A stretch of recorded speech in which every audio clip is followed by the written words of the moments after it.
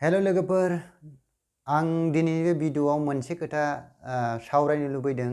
दा जोंनि बर'नि माखासे इउटुबारफोरा गावजों गावनो नांलायगासिनो दङ। माने दाखालि बरबारि जो गुवाहाटीआव बर' फिसाफ्रा न'खर ज' सिफाय जादों। बेनि सोमोन्दै माखासे हेल्प होलायै माने दै लोंनाय लोङै बेफोरबायदि बाथ्राखौ लानानै गोबां दावराव दावसि जागासिनो दङ।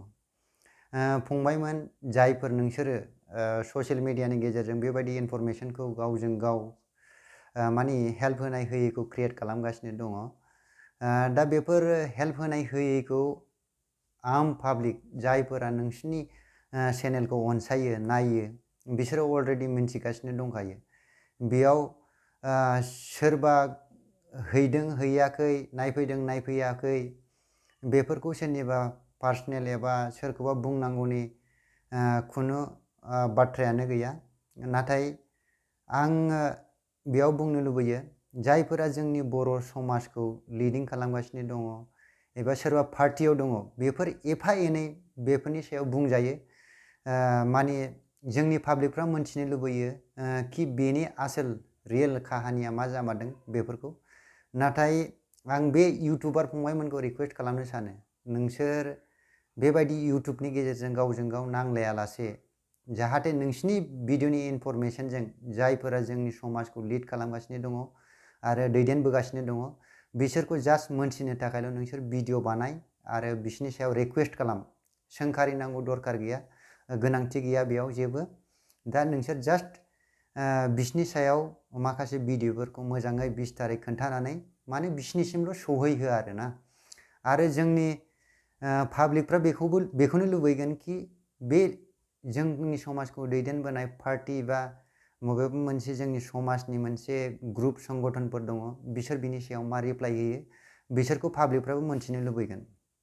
दिनै आं मोनसे बाथ्राखौ बुंनो लुबैदों नैबे आंनि फिसा इउटुब चेनेलनि गेजेरजों, माने जोंनि बर'फ्रा दिनै मानो होखारजाया जानो, आं बेखौ डाइरेक्ट बुंसै दे, गाज्रि मोननो नाङा लोगोफोर।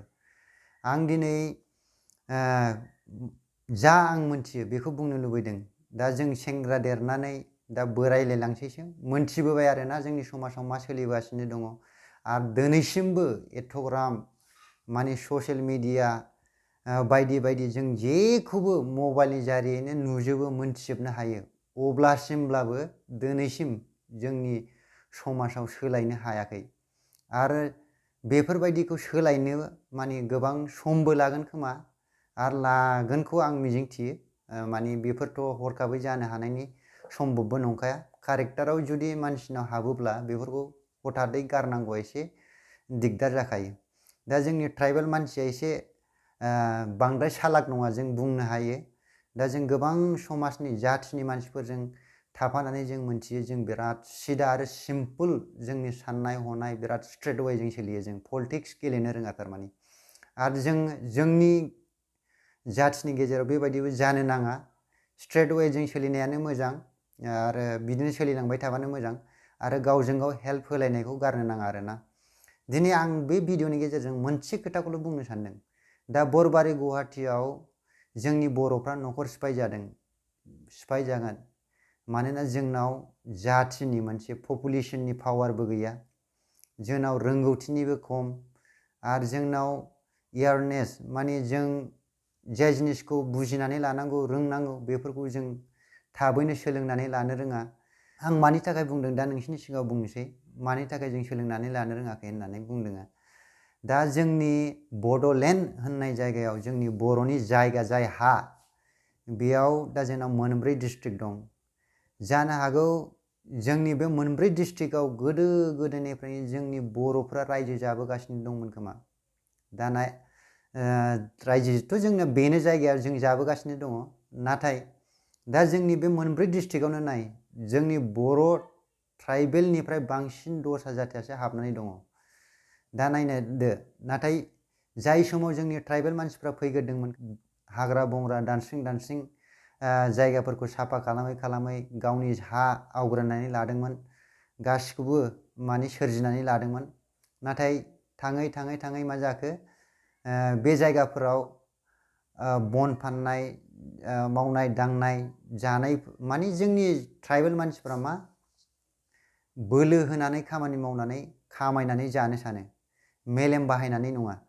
दा दिनै जोंनि जायगायावनो जों नायनो मोनो माने गोदो समाव बिराद माइ जायोमोननो, नाथाय दा माइआनो जाला आरो माइखौनो गायनोबो नागिरला। दा जोंनि जायगायाव आबादा जाला नालाय जों दस्रा जायगायाव खारनानै थाहैनो गोनां जायो। दा जोंनि भुटानसिम ओरै खारखो भुटान सहैनोबो नागिरलायलांबाय, सहैबायानो फ्राय। आरो दा मेक्सिमाम जों न'आव थांबा नुयो बांसिन मानसियानो भुटाननि साइडथिंजाय हा आवग्रिनानै लाहैनाय माबाहैनाय। नाथाय जे जायगायाव जों गोबां 15-20 बोसोर सिगांनिफ्रायनो आबाद मावनानै जाबोबाय माबा जाबोबाय, बे जायगायाव जों एथ' गोबाव संसार जानानैबाबो जोंनि माने मोनसे प्रुफ हिसाबै लेखाखौनो बानायनानै लानो रोङा, जेनि हानि पाट्टा बानायनानै लानांगौ, नामजारि खालामनानै लानांगौ, बेफोरखौनो जों खालामनानै लानो रोङा। दा बावैसो सिगां आं दा जोंनि बे क'क्राझारनिफ्राय ओरै फैनाय 4 लेन रुपसि एयारपर्टसिम थांनाय मोनसे लामा बानायनो नागिरदों। जोंनि जायगायाव बिसि गोबाव, जोंनो दा 30-35 बोसोरनि बारा जालायलांबाय। ओमफ्राय बिनि सिगांनिफ्रायनो संसार जाबोनाय जायफोरा मानसि दङ बिसोरनो दिनैसिमबो हानि पाट्टाखौनो बानायनानै लानो रोङाखै। माने जोंनाव बेफोरनि एवारनेस गैया, जोंखौ फोरोंग्रा गैया। फोरोंग्रा दंब्लाबो जोंनाव, फोरोंग्राया थाबाबो जोंनाव माने आं होनदोंना दहाय जोंनि कारेक्टारखौ सोलायनो टाइम नांगोन। जोंनाव अफिसाव थांनानै सोरबा बाबुजि केरानिफोरखौ रिकुवेस्ट खालामनाय एबा मोजां शब्द रायज्लायनो रोंनाय माने पेशेन्ट गैया जोंनाव। आं मालायखौ मा होनो, जे आंनावनो पेशेन्ट गैया। जुदि आं माबा मोनसे खामानिखौ मावनो थाङो, सोरनावबा रिकुवेस्ट खालामनांगौ, खामानि मावनानै लानांगौ, बेफोरखौ आंनावनो जाया। दा गोदोनि मानसिफ्राथ' मारै बेनि सायाव पेशेन्ट थानो, एक रोंनायाबो खम जायो, लेखा लिरनाय मानाय बेफोरनि खामानिखौनो बाखायोखा। थ' दा जाय गुवाहाटीयाव जोंनि बर' मानसिफ्रा होखारजादों, बे निस्सय होखारजाखागोन। जाय जायगायाव जोंनि बर'नि जायगायावनो जों जोंनि मोन्थायखौ बानायनानै लानो रोङाब्ला, बै जायगायावलाय बै दस्रा जाथि एथ' सालाक, जोंनिफ्राय गोबां सालाकसिन मानसिया मारै जोंनि जाथिनो हा पाट्टा होनाय, थानो जायगा होगोन बेबायदिखौ। आरो दानि जुगाव एथ'ग्राम माने गोरों गोरा मानसिफोर ओंखारबाय, आरो गावनि जोंथ' जेबो नङा, बिसोरो जोंनि बिसिबांबा सिगांनिफ्रायनो गोबां माने सालाकखा जोंनिफ्राय। दा बिसोर बे जायगायाव बारै जोंखौ थानो होगोन। दा जोंनि जायगायावसो जों नुनो मोनो, जोंनि क'क्राझार बायदि जायगायावनो जों दा जोंनो बिराद माने उन्दैनिफ्राय नुबोनानै मोनथिनो हाबाय। गोदो जोंनि बे क'क्राझार ओरै मागुरमारिथिं बारबोनाय दैनि माने लामा, बे सेराव बालाबारि जाय दै थायोमोन, दा जेरै दालां बानायबाय बे दिननिफ्रायनो माने बेयाव दैबो फैला, बालाबारिबो नंला, हा जाबाय। नाथाय जोंनि बर' मानसिफ्रा बे जायगायाव मा बे हाफोरखौनो आवग्रिनानै लानो रोङाखै। माखासे दस्रा जाथिनि, गुबुन जाथिनि मानसिफ्रासो बे हाफोरखौ आवग्रिनानै दिनै जोंनि जाथिनो माने फानगासिनो दं गोबां दामनि। बै समाव जों जुदि बेबायदि हा हुनि एथ'ग्राम केयार खालामग्रा एबा जों बेफोरनि भेलुखौ मोनथिनायमोनब्ला जोंनि जाथियानो सोरबा नङा सोरबा बेफोरखौ आवग्रिनानै लाहैनो हागौमोन। नाथाय बे जायगायाव जोंनि सासेबो मानसिनि हा आवग्रिना लानाय गैयामोन, गासिबो दस्रा जाथिनिफ्राय दा जों बायै लानानै दंगासिनो दं। दा बेफोरनि हानि पाट्टाखौबो बानायनानै होनो हाया। बेराफारसेथिं जोंनाव बेफोरखौ माने मावनांगौनि जाय पावार दं, दा गुबुन जाथियासो लाग्रोजोबनाय नालाय, दा बेफोरखौ जोंबो मावनानै लानो हायाखै जादोंना। जोंनि बर'फोरा गोदो माने बिलासपारानिफ्राय लानानै ओरै ब्रह्मपुत्र रिभारनि साइडनिफ्रायनो गासिबो जोंनि बर' फिसाफ्रानो संसार जाबोजोबदोंमोन। नाथाय बे जायगाफोरखौ दा मा लासै गारबोनानै गासिबो खारबोजोब्बाय। माने जों दा मा मावो, हाग्राखौ दानस्रिङो, मालायनि थाखाय मोजां खालामनानै गालाङो, आरो जों गोदान जायगाखौ गोदान माने जायगा नागिरबाय थायो आरोना। दिनै जों गोबां स्ट्रागल खालामनानै दा बावैसो सिगां जोङो मोनसे सिनायथि हिसाबै बड'लेण्ड बा बिटिआर जायखौ जों मोनदों, माने जोंनि देशआवनो रिकगनाइज मोनदों, बेखौ जों दा स्टेबल खालामनानै दोननांगौ। आरो बिनि उनाव लासै जोंनि रोंनाय गियान सोलो बोलोजों माने जों बड'लेण्डखौबो लानो नाजानांगोन, मिथिबाय।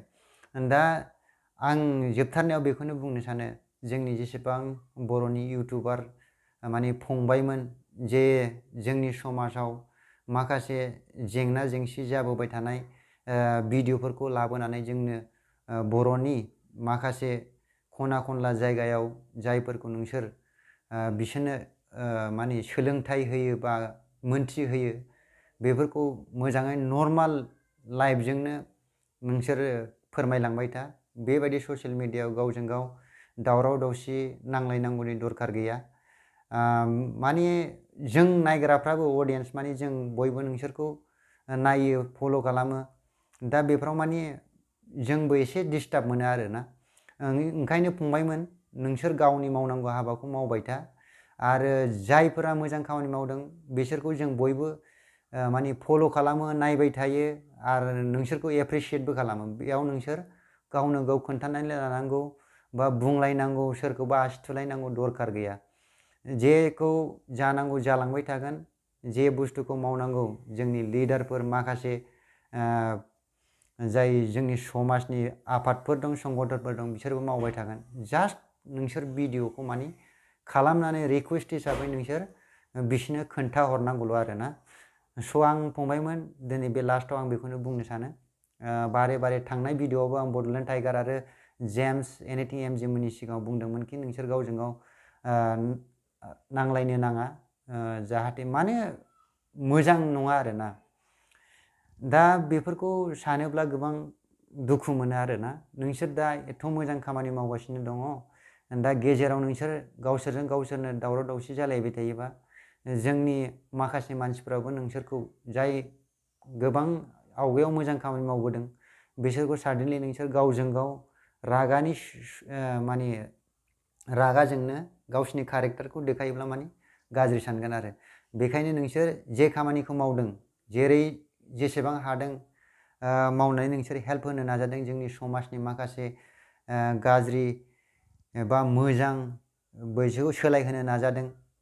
नोंनि जेसेबां गियान माबा दं सापर्ट होनो हायो गियानजों बा फैसाजों बा जेनिखि जाया जों सापर्ट होनो हायो बेखौ मावलांबाय था। गावजों गावल' नांलायनो नाङा फंबायमोन मिथिबाय। लोगोफोर जुदि आंनि भिडिअखौ मोजां मोनोब्ला नोंथांमोना कमेन्ट्स खालाम आरो बेबायदिनो आं बावैसो सिगां सानगासिनो दंमोन जोंनि माने बर' जाथिफ्रा माने इण्डियान आर्मि अफिसार गैया। आं बिनि सोमोन्दैसो भिडिअ खालामनो सानबाय थादोंमोन नाथाय दा टाइमबो गैया जोंनाव बेफोरबायदि खालामनो आरो टाइम मोनब्लाबो मेंनायजोंनो रेस्ट खालामनो लुगैयो। थ' माब्लाबा नङा माब्लाबा आं नोंसिनो बेनि सायावबो भिडिअ बानायगोन माने कुइसन खालामनो लुबैदों जोंनि बर' फिसाफ्रा माने इण्डियान आर्मियाव अफिसाराव माने जइन जानो हाया। अके लोगोफोर दिनैनि भिडिअआ बेसेनोसै। भिडिअखौ मोजां मोनोब्ला चेनेलखौ साबस्क्राइब खालामनानै ला नोंथांमोन जाहाथे आंबो सम सम आंनि गियानखौ बा आंनि साननाया मोजां ना गाज्रि बेफोरखौ नोंसिनिसिम शेयार खालामनो हायो आरो नोंसोर मिन्थिनो हायो। अके खुलुमबाय बयखौबो। जय हिन्द।